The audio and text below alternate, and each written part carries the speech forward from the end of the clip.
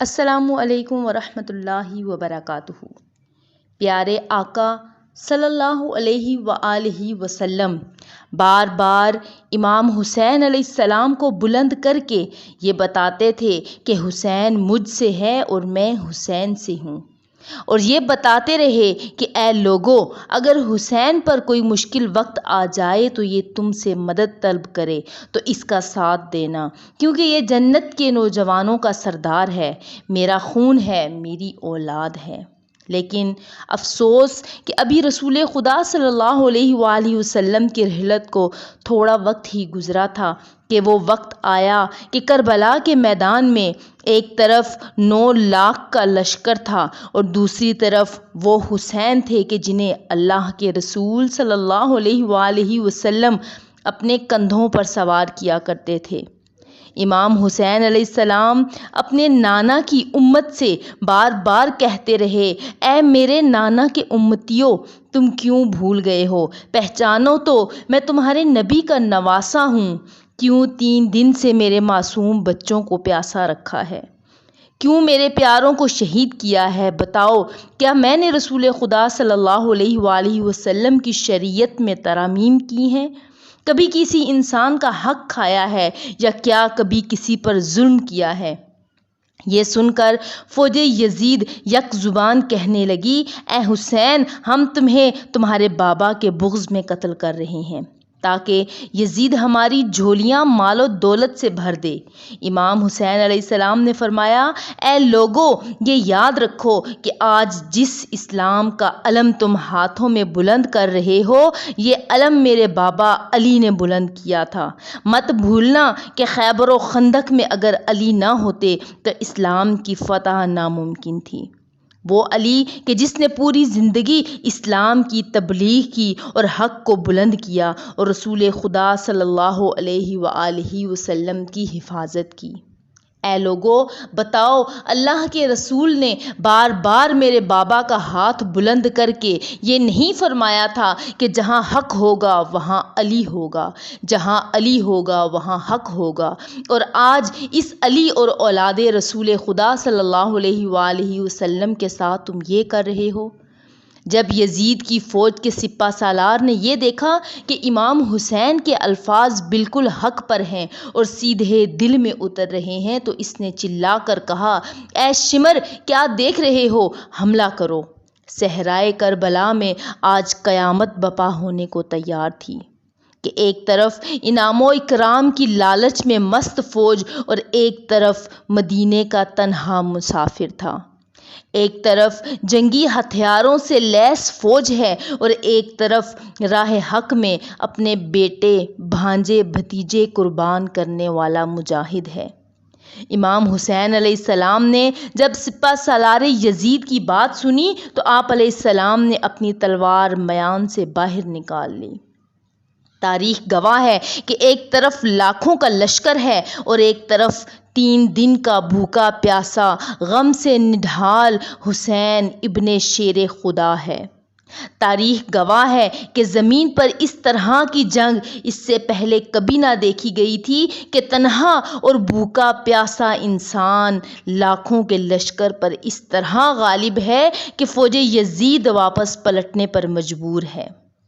امام حسین علیہ السلام ایک مرتبہ پھر فوج یزید سے مخاطب ہو کر فرماتے ہیں، اے گمراہو، 3 دن کے بھوکے کی جنگ دیکھو، 3 دن کے پیاسے کی جنگ دیکھو اور رسول خدا صلی اللہ علیہ وآلہ وسلم کے اس نواسے کی جنگ دیکھو کہ جس کا جوان بھائی اس کی آنکھوں کے سامنے شہید کر دیا گیا، جس کے جوان بیٹے کے جسم کے ٹکڑے کر دیے گئے، جس نے اپنے ہاتھوں سے اپنے معصوم بیٹے کی قبر بنائی۔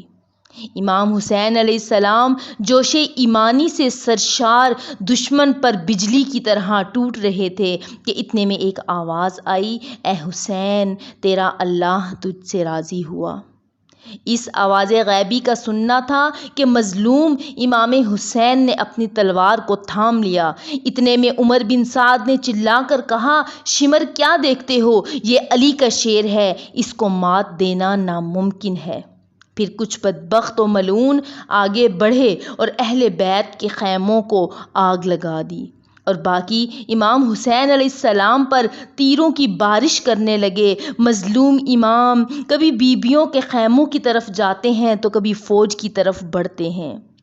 آہ شبیر پہ کیا عالم تنہائی ہے، آج شبیر پہ کیا عالم تنہائی ہے، ظلم کے چاند پہ زہرا کی گھٹا چھائی ہے۔ ایک طرف لشکر اعداء میں صف آرائی ہے، ایک طرف نہ باپ نہ بیٹا نہ کوئی بھائی ہے۔ برچھیاں کھاتے چلے جاتے ہیں تلواروں میں، مار لو پیاسے کو یہ شور ہے ستمگاروں میں۔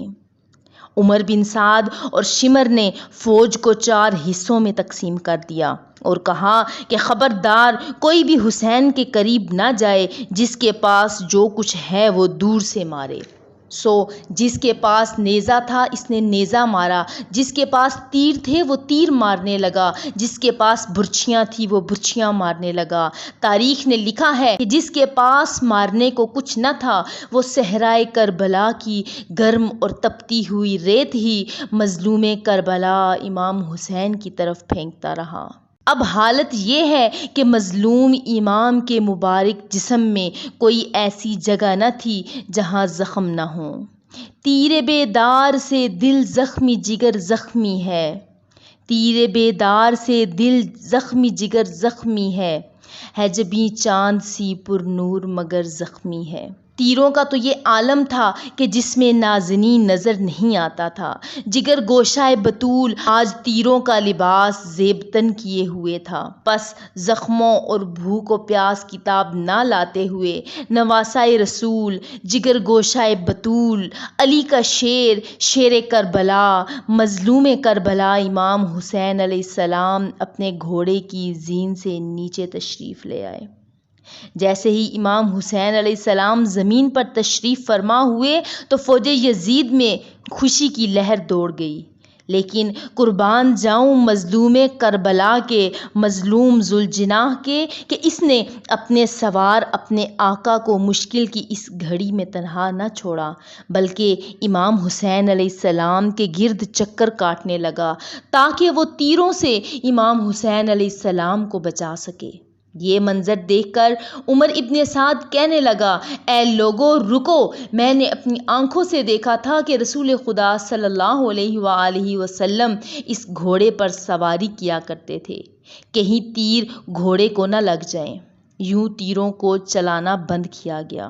آہ افسوس ہے کہ ان بدبخت و ملعونوں کو اس گھوڑے کا ادب و احترام تو یاد تھا کہ جس پر رسول خدا صلی اللہ علیہ وآلہ وسلم سواری کیا کرتے تھے، لیکن اس حسین کی محبت و احترام کو بھول چکے تھے کہ یہ وہی حسین تھا کہ جسے رسول خدا صلی اللہ علیہ وآلہ وسلم اپنے مبارک کندھوں پر سوار کیا کرتے تھے۔ فلک دنیا نے اور صحرائے کربلا نے یہ منظر بھی دیکھا کہ زخموں سے چور چور جسم، حلقوم خون سے رنگین، پیشانی بوسہ گاہ رسول تیروں سے زخمی ہے، اور نواسائے رسول جگر گوشائے بطول اللہ کے شیر کا شیر، شیر کربلا صحرائے کربلا کی تپتی ہوئی ریت پر سر بسجود ہے اور شکر الہی میں مصروف ہے۔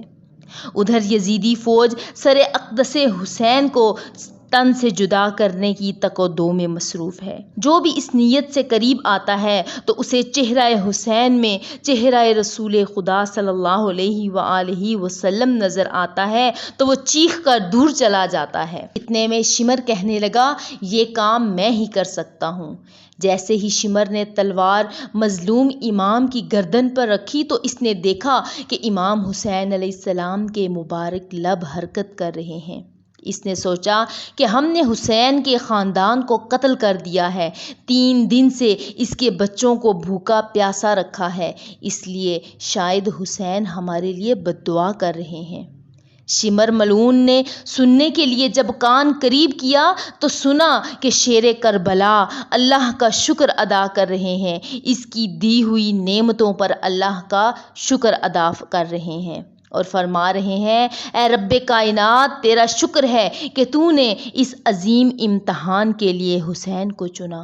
اتنے میں امام حسین علیہ السلام نے اپنی مبارک آنکھیں کھولی اور فرمایا، اے شمر، کیا تو نہیں جانتا کہ میں رسول خدا صلی اللہ علیہ وآلہ وسلم کا نواسا ہوں، جنت کا سردار ہوں، حق پر ہوں اور بے گناہ ہوں؟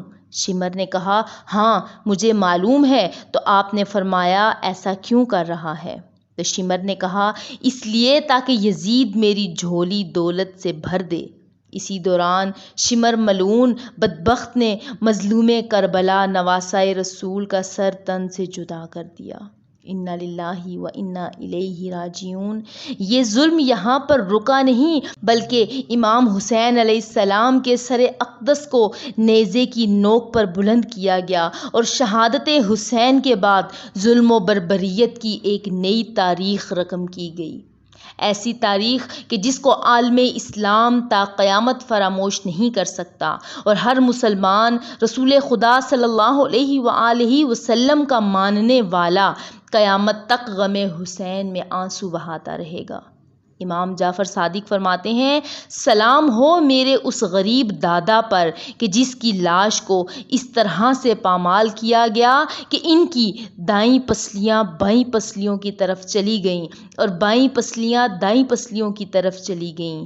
سلام ہو میرے اس دادا پر کہ جن کا سینہ اور پشت ایک ساتھ ہو گیا۔ سلام ہو میرے دادا حسین پر کہ جس کے جسم کے ٹکڑوں کو زمین کربلا پر بکھیرا گیا۔ سلام ہو حسین ابن شیر خدا پر، سلام یا حسین۔